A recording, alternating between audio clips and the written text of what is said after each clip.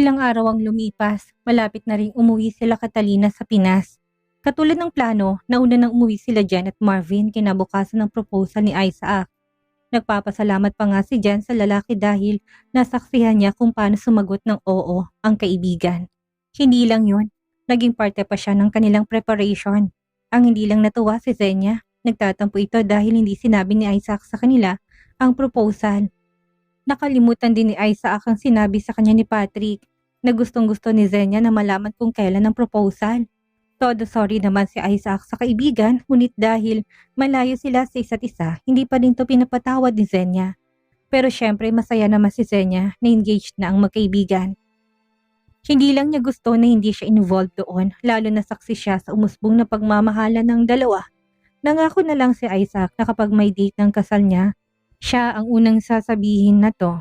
Sa kabilang banda naman, hindi nagtagal ang rehabilitation ni Margot dahil gumaling ito kaagad mula sa pagkakalulong sa droga. Hindi rin kasi matagal ang paggamit nito ng drugs. Hindi tulad ng mga kasama nito na lulong na.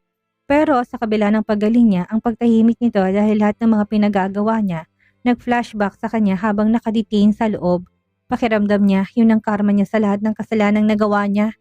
Ang malala pa na dami pang pinakang mamahal niyang kapatid sa kanyang katangahan. Isama mo pa na nalaman niyang umaming mga magulang sa kasalanan niya. Na itinago ni Arnold ang kanilang kasalanan kung kaya alam niya na galit ang parents ni Isaac sa daddy niya na siyang close na close nito. Hindi lang sila, maging sila Catalina, sigurado siya na galit din. Nalaman niya na nakita na si Samantha, ang batang iniwan niya noon sa kung saan. Isama mo pa na ikinagulat niya kung sinong nakakita sa bata. Walang iba kundi ang lalaking mahal niya, si Rafael. Hindi niya alam kung anong una sa kanya at naging ganun ang kanyang ugali. Sigurado dahil siya inggit sa kanyang katawan. Isama mo pa na sinimulang mawalan tunay na anak, mas nagkaroon siya ng lakas ng loob para sisihin ng ibang tao.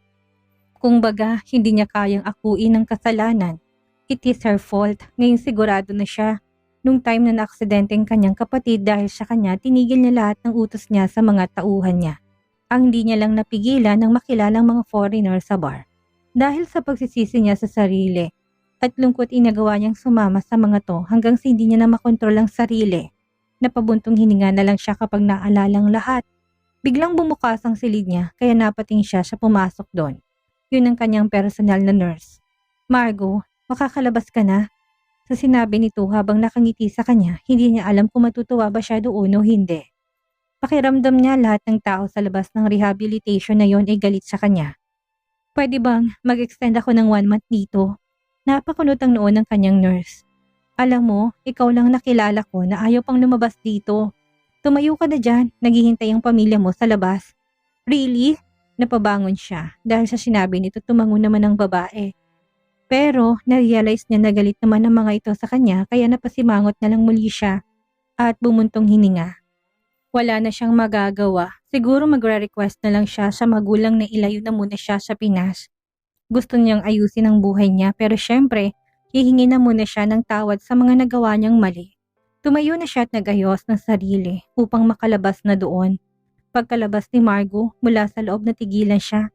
Malayo pa lang dahil kita niya ng kanyang ama kasamang stepmother niya at ang kanyang bunsong kapatid na si Marvin. Doon pa lang hindi na niya maiwasang mapaluha dahil kahit na anong kasalanan niya hindi siya iniwan ng mga ito. Sa nakalipas na mga araw, tanging ang stepmother niya lang ang dumadalaw sa kanya. Ang sabi nito sa kanya, hayaan na muna niyang makapagpalamig ang daddy at ang kapatid niya kung kaya pumayag naman siya. Alam niya kung anong maling nagawa niya kung kaya alam niya rin na walang kapatawaran yon. Kung sa sarili niya mang nangyari ang ganon, alam niyang hindi niya patatawarin ang ibang tao sa paggawa nun sa kanya. Samantalang ang kanyang pamilya, tinanggap siya at pinagtakpan pa. Kitang-kita niya na ngayon kung gaano siya kamahal ng pamilyang pilit niyang nilalayuan. Masyado siyang nagpasilaw sa pagmamahal na hindi naman nararapat para sa kanya. Ganito ba talaga kapag nagmamatured na? Tanong niya sa kanyang sarili. Hindi na rin niya napigilan ang pagtulo ng kanyang luha. Pero nang makita siya ng mga ito, kagad siya ring pinunasan. Ayaw niyang makita ng mga ito na umiiyak siya. Naglakad siya palapit sa mga ito gamit ang seryosong mukha nito. Hindi maiwasan ni Marvin na mapahawak sa kamay ng kanyang ina. Dahil sa takot na baka anong gawin na naman sa kanya ng kanyang ate. Ilang linggo niya na rin itong hindi nakita at sa ilang linggo na yon hindi niya talaga magawang magalit ng lubusan sa dalaga. Nangingibabaw pa rin talagang pagmamahal niya para kay Margot.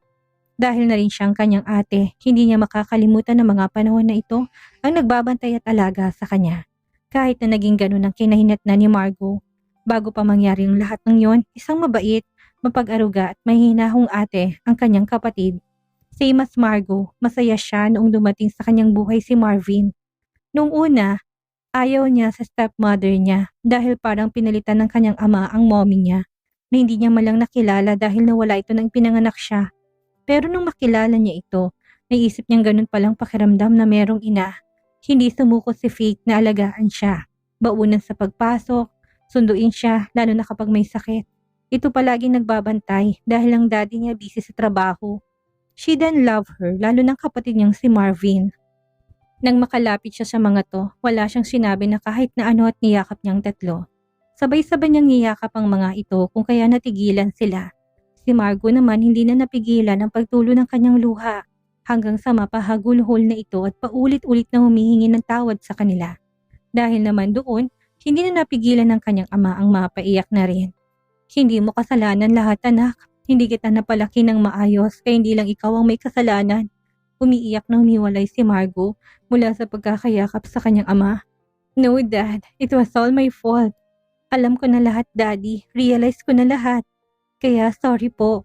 Hindi pa huli ang lahat ate. Napatingin si Margot kay Marvin nang sabihin niya ito. Katulad ng ama nila, umiiyak na rin ito at maging ang ina niya. Tamang hinala niya, mangyayari rin ang araw ng kanyang pinakahihintay at yun ang pagbabalik ng kanyang ate sa dati nitong pag-uugali. Hindi pa huli para magbago ate. Lahat naman tayo nakakagawa ng pagkakamali basta maging totoo ka lang at magbago ka. Ngumiti si Margot sa kapatid at tumango. Salamat Marvin. Kahit na napahamak ka dahil sa akin, hindi ka pa rin nagtanim ng sama ng loob sa akin lalo na't napahamak si Jen na alam kong mahal na mahal mo. Napangiti ng bahagya si Marvin sa kanyang narinig. Nagalit ako ate, galit na galit. Lalo nang muntik mo na akong mabuko na nalaman nilang katotohanan. Daddy help me kaya hindi nila nalaman na pinagtatakpan kita. Habang nasa loob ka, narealize ko na hindi ko pa rin kayang magalit ng matagal sa'yo ate. Ikaw lang ang nag-iisa kong ate na nag-alaga sa akin noon kaya naniniwala ako na babalik ka sa dati and here you are. Hinawakan ni Margot ang kamay ng kanyang kapatid at tumingin na seryoso dito. Kahit na malaman nila na may alam ka sa kagagawan ko, hindi ko hayaang magalit sila sa'yo. Gagawin ko lahat para lang mapatawad ka nila. Kahit na kamuhian nila ako, gagawin ko lahat para sa'yo Marvin. Salamat ate. Hindi napigilan ni Marvin na yakapin ito at umiyak sa balikat ng kanyang ate. Na-miss niya ang ganong tagpo, ang pagyakap niya sa kapatid at ang pagtawag niya dito ng ate. Na alam niyang yun ang ate niya na nag-alaga sa kanya noon. Sana tuloy-tuloy na yun at hindi na muling magbago ang kanyang ate. Yan ang tanging hiling ni Marvin. Ako ang dapat magpasalamat Marvin dahil siya yung dami kong na-realize na mali ko, lalo na mapahamak ka dahil sa akin. What do you mean ate? Naguguluhan na tanong ni Marvin sa kapatid. Napatingin si Margot sa ina dahil alam niyang sinabi niya dito ang totoo. Hindi ko sinabi ang totoo anak dahil gusto kong ikaw magsabi sa kanya. Napangiti naman si Margot at tumango pagkatapos tumingin kay Marvin. Nung maaksidente kayo ni Jen, pinatigil ko lahat ng plano ko kay Catalina. Sa sobrang paninisik ko sa sarili ko, napadikit ako sa mga kano na nakasama ko at na-influence ako sa hindi magandang gawain. But I am really truly sorry for what happened. Kung alam ko lang ang ikaw ang susunod, hindi ko ipapagawa yon. Ate tapos na, ang mahalaga, okay na tayo ngayon at natauhan ka na. Magbagong buhay ka na ha? Yes po bunso. Tawang sabi ni Margot ginulong buhok nito. Maya-maya pa tumingin siya sa kanyang ama habang nakangiti dito. Daddy, can I request something? Natahimik ang mga to dahil sa sinabi niyang yun at naalala niya na lagi nga pala siyang nagre-request sa ama at lahat yun gusto niyang nasusunod. Masyado talaga siyang naging abusado noon. Napailing siya't nagsalita. Promise hindi na ito nakakasama sa ibang tao na pubuntong hiningang kanyang ama. Dahil sa sinabi niyang yon. Sorry anak, akala ko kasi kung ano na naman. Pero ano ba yon? Gusto ko po sana sa ibang bansa na tumira para malayo na ako dito. Hindi sa gusto ko kayong iwanan pero gusto ko na mag-start ng fresh at walang kasalanan. Yung I can freely live daddy. Alam kong kaya nyo na dito. Dalawin nyo na lang ako doon. Nagkatinginan ng tatlo dahil sa sinabi yon, nagkatinginan silang tatlo. Hindi na pala sila mahirapang sabihin dito ang kanilang plano dahil ito na mismo nag-request sa kanila. Yun nga sanang balak namin ate, ang ipadala kasi ibang bansa. Ayun naman pala eh di wala na tayong problema. Malaking ngiti na sabi ni Margo. Pero gusto ko sanang humingi ng tawad kila Catalina bago ako umalis. No anak, napatingin ng dalaga sa ama nang sabihin niya ito. Masyadong malaki ang kasalanan mo sa kanila para mapatawad ka nila agad-agad. Hayaan na muna natin sila at kapag humupa ng lahat saka mo sila kausapin. Napaisip si Margo sa sinabing yun ng ama at maya-maya napabuntong hininga. Gusto niya sanang humingi ng tawad sa mga ito pero na-realize niya rin na tama ang ama. Sa daming mali ng ginawa ba naman niya sa mga ito, lalo na sa anak ni Catalina at Isaac ay siguradong kinamumuhian na siya ng mga ito. Sana pagbalik ko, napatawad na nila ako. Wala sa sariling sabi ni Margot, merong humawak sa kanyang kamay. Kung kaya napatingin siya doon, nakita niyang nakangiting mukha ni Faith. Naniniwala ako na mapapatawad ka nila, lalo na ni Catalina, basta maging totoo ka lang sa nararamdaman mo at magbago ka na. Thank you tita. No, can I call you now mom? Natigilan si Faith sa narinig. Hindi siya makapaniwala na tatawagin na rin siya nitong mommy sa wakas. After ng ilang taon, tuluyan na siyang tinawag ni isang ina ni Margo. Yun ang pinagdarasal niya tuwing gabi, ang pagtanggap na nito ang bilang ina siya. Oo naman iha, pwedeng-pwede. Hindi napigilan ni Faith na yakapin si Margo sa sobrang tuwa naman ito. Maging si Marvin at ang kanyang amay masaya din sa kanilang narinig. Lalo na't alam na alam ni Arnold kung gaano kagusto ng asawa niya na tawagin siyang mommy ni Faith. Masaya siya para sa dalawang babae na mahal niya ngayon. Hindi niya maiwasang mapaiyak habang nakatingin sa kanilang tatlo na nakangiti sa isa't isa. Parang hindi totoo kung titignan niya dahil ilang taon din silang magulo at hindi maayos. Susan, alam kong nanonood ka sa amin ngayon at masaya ka na nagbago ng anak natin na si Margo. Salamat at hindi mo siya pinabayaan. Salamat dahil hinayaan mo ko makahanap ng bagong makakasama sa buhay. Pangako ko na hindi ko pababayaan ang anak natin. Bakit nga ba ganun na lang pasasalamat ni Arnold sa namatay na asawa tungkol kay Faith? Dahil nagkakilala sila ng babae doon mismo sa puntod ni Susan, ang asawa niya. Nagkamali daw ito ng puntod na pinuntahan at sa katabi ng asawa niya pala. Kaya naniniwala si Arnold na kagagawan niyo ng asawa. Tila isang basbas ito na magmahal siyang muli. Napatingin na lang sa itaas ng langit si Arnold at sigurado siya na nakangiting nanunood ang dating asawa sa kanila. Nakauwi ng Pilipinas sila Catalina at muling naiwan ang kaniyang ama sa Australia. Nangako ito sa kanya na uuwi din sila doon at isasama nitong kanyang nobya. Siyempre masasaya doon ang ama niya kaya walang problema yun kay Catalina. Isa pa nagse-celebrate din sila ngayon ng engagement party nila para sa kanya at kay Luisa. Hindi pumayag ang mga magulang ni Isaac na hindi sila mag-celebrate. Lalo na't dalawang anak nila ngayon ang malapit ng ikasal. Si Jen at Marvin ang hindi nakapunta ngayon sa kanilang celebration. Si Jen merong duty habang si Marvin naman busy sa trabaho na iwan noong umalis sila ng Pilipinas. Naintindihan naman nilang dalawa kung kaya hinayaan na muna nila itong magtrabaho. Si Zenya at Patrick kasamang anak nilang si Vanna. Wala na rin ang tampo ni Zenya kay Isaac dahil nirigaluhan niya ito nang galing pa sa Australia. Tinawanan nga nila ito dahil ang dali lang nitong magpatawad basta bibigyan siya ng regalo. Well, ganun talaga si Zenya kaya napalampas niya kaagad ang kasalanan ni Isaac. Nagsasalo-salo lamang sila sa hapagkainan hanggang sa magsalitang ina ni Isaac at Luisa. Isaac, Luisa, ito ng time para mag-decide kayo kung sinong maunang ikasal. Nalaki ang mata ni Zenya na marinig yun dahil ngayon niya lang na-realize ang ibig nitong sabihin. Oo nga pala, bawal ikasal ng sabay ang magkapatid. Eddie, sinong mauuna? Hindi magawang makasagot ni Luisa at napatingin kay Sandro. Pero kaagad na nagsalitang kambal niya kaya napatingin siya dito. Kami ni Catalina, napag-usapan na namin ito bago kami umuwi dito. Nakangiting sabi nitong ikinatango naman ang katabi niya. Hawak-hawak ni Isaac ang kamay ng dalaga habang nakatingin sa kanila. Tama si Isaac, Ivy. Alam ko na hindi pwedeng ikasal na sabay ang magkapatid. Isa pa, para na rin sa baby nyo na palabasin na couple of months. Makakapaghintay naman ako, kami sa kasal. Napangiti si Luisa sa sinabing ni Catalina at tumayo upang pumunta sa dalawa't yakapin ng mga to.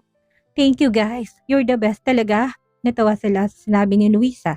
Lalo na't favorite line niya na yung you're the best. Kaya kapag narinig nila yon, natatawa na lamang sila. Matapos yon, pinagpatuloy na nilang kanilang pagkain. Habang masayang nagkwekwentuhan. Natapos ang kanilang gabi sa masayang pagdiriwang na yun. 1 month after, naikasal na sina Luis at Sandro. Madali lang ang preparation ng dalawa dahil gusto nilang maikasal agad-agad at ngayon nga, out of town ng mga to para sa kanilang honeymoon. Siyempre, may pag-iingat pa rin dahil nga sa kanilang anak. Masayang mga kaibigan at pamilya nila sa pagkakasal ng dalawa. Katulad na napag-usapan, susunod na taon naman sina Catalina at Isaac. Sa ngayon, pinaghahanda nila yon pareho at lalo na si Isaac. Gusto niya na magarbong kasal ang mangyari, lalo na't ikakasal siya sa babaeng pinakamamahal na si Catalina. Hindi siya papayag ng isang simpleng kasal lamang isa pa. Bukod doon, maraming nag-aabang ng kanilang kasal. Dahil na rin sumikat sila sa social media, maraming nakaabang na magpakasal silang dalawa at magkaroon muli ng anak. Siyempre si Catalina handa na rin na magkaanak silang muli ni Isaac. Pero mas gusto niya na hintayin na munang kasal nila bagong lahat ng yon. Katulad ng pangarap niya noon, kung sinong makauna sa kanya siyang gusto niyang mapangasawa. Nagkataon na si Isaac yun at patuloy silang pinagtatagpo ng tadhana, kaya mas nasisiguro niya na nararapat nga sila sa isa't isa. Samantalang sa kabilang banda naman, nagmamaneho si Zenia papunta sa kanilang kumpanya upang mag-report sa kumpanya. Naiiwan ng sekretary ni Sandro para mag-manage ng kanilang negosyo. Hindi naman magtatagal si Sandro. Gusto lang niya na mag-break kasama si Luisa. Bukod sa ikakasal lang nila, nakahinto ngayon ang kanyang sasakyan dahil sa traffic light. Dapat tingin siya sa paligid at natigilan siya na makitang asawa na sa isang cafe at mayroong kausap na babae. Hindi naman siya nakaramdam ng selos bagkus napangiti pa nga siya dahil masaya siyang makitang asawa. Naniniwala siya hindi niya kayang lokohin ni Patrick kung kaya malaki ang tiwala niya dito. Isa pa, dati niyang kaibigan si Patrick. Sa kanilang dalawa siyang mas malaki ang chance na magloko dahil lalakero siya noon. Natawa siya sa isipin na yon pero natigilan siya na makita niyang hawakan ng babaeng kamay ni Patrick. Unti-unting nawala ang ngiti sa labi niya at nakitang tumayo biglang lalaki at aalis na sana nang muling hawakan ng babaeng kamay ni Patrick. Hindi na basta meeting lang yan, Zenia, nasabi na lamang ni Zenia sa kanyang sarili. Bukod sa may tiwala siya sa lalaki, natural kasi kay Patrick na makipag-meeting sa iba't ibang tao dahil sa trabaho nito bilang sekretary ni Isaac. Meron din itong hawak na envelope kaya naisip niya na meeting talagang pinuntahan ng lalaki pero sa nakikita niya ngayon mukhang hindi lang yun basta negosyo. Narinig niyang pagbusina ng sasakyan mula sa likuran niya at hindi niya pala namalayan na green na ang lights. It so means na kailangan niya nang umalis. Wala siyang nagawa kundi ang pandarin ng sasakyan paalis doon. Huling tanaw pa rin sa asawa at sa babaeng magkaharapan ng mga to at hawakan pa rin ng babaeng kamay nito.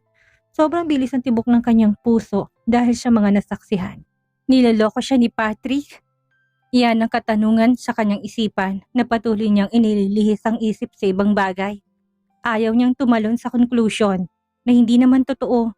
Baka baliwala lang ang paghawak ng kamay ng babae sa asawa. Pero baliwala? Paanong baliwala yun kung kita niya sa mukha ng asawang tila pagkaawa sa babaeng pumipigil dito? Napahigpit ang kapit ni Zenia sa manibela ng kanyang kotse. Naisip niya na tanungin na lamang niyang asawa kapag ito'y umuwi sa kanilang bahay. Pero ang inaasahan niyang sagot mula sa lalaki. Ha? Hindi naman ako lumabas ng opisina. Yan ang sagot ng asawa sa tanong niya na kung nagpunta ba ito sa isang cafe. Dahil doon, naisip niya na baka namamalikmata lamang siya at hindi si Patrick ang kanyang nakita. Sa bagay, paano nga naman ito lalabas sa opisina dahil sa kumpanya pa lang ang dami na itong trabaho na dapat asikasuhin. Nawalang agam-agam sa isipan ni Zenia matapos yun ngunit isang gabi, nabuo muli ang paghihinala niya nang tumayo si Patrick. Paalis sa higaan nila bago nito sagutin ang tumatawag sa kanya. Hindi naman yun gawain ni Patrick. Kapag may tumatawag dito, sasagutin ito ng lalaki sa kanyang tabi mismo, kahit gitna pa yan ng madaling araw. Habang siya naman tulog na ng oras na magring ang phone ng asawa, nagising lang siya doon at naramdaman na umalis sa tabi niyang lalaki. Muling bumilis ang tibok ng kanyang puso at walang pag-aalinlangan na bumangon mula sa kanyang kinahihigaan para sundan ng asawa. Pagbukas niya ng kanilang pintuan, wala naman doon ang lalaki.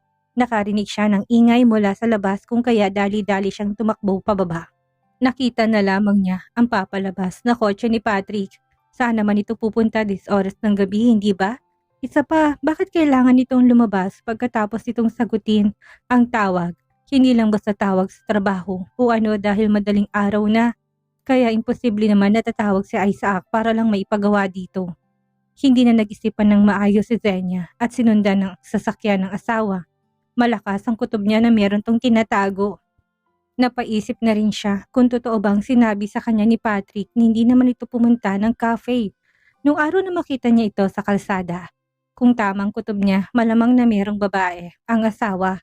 Kung sakaling mapatunayan niya yon, sisiguraduhin niya na hindi niya palalampasin ang ginawa nito sa kanya. Pakiramdam niya tuloy wala siyang kwentang babae dahil kinailangan pa ni Patrick na maghanap ng iba. Hindi makontento sa kanya samantalang alam naman niya na pareho silang masaya sa relasyon at ramdam niya na mahal siya nito. Napabuntong hininga si Zenya. Minsan na siyang naloko noon kaya nga naging isa siyang lalakero. Hindi nagstay sa isa dahil ayaw niyang masaktan muli katulad na nangyari sa kanyang unang relasyon. Hindi siya makapaniwala na mangyayari yung muli ngayon na may asawa at anak na sila. Samantalang sa ilang taon na kanilang kasal, wala naman siyang nakikitang problema o butas na maaring pagtaksilan siya ng lalaki. Sa bagay, hindi mo mapipigilan ang isang tao na magloko. Kung magloloko siya, magloloko yan. Kahit na anong gawin mong pagpamakaawa sa isang tao kapag hindi ka na mahal, hindi ka talaga niya mahal.